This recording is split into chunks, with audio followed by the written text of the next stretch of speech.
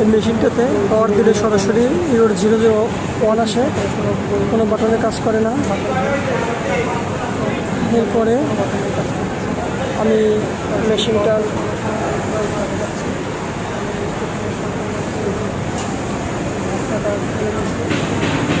এই কভার খুলে ফেলছি। খোলার পরে বিভিন্ন জ্যাক চেক করলাম, দেখলাম ঠিক আছে। তারপরে আসছি এইখানের পার্টটা, এখানে একটা আইএনটি সার্কিট আছে। এই সার্কিটটা চেক দেওয়ার পরে ধরা পড়লো কি যে আমার এই কানেক্টরটা খোলা আছে। আমি কানেক্টরটা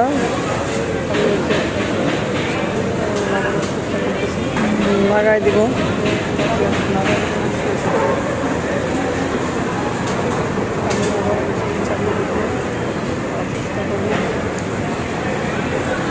লাগাই দেওয়ার পরে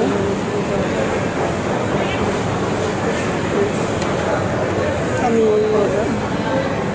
পাওয়ার দেব।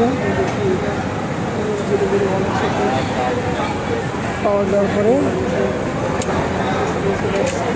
দেখুন আমার মেশিন রেডি।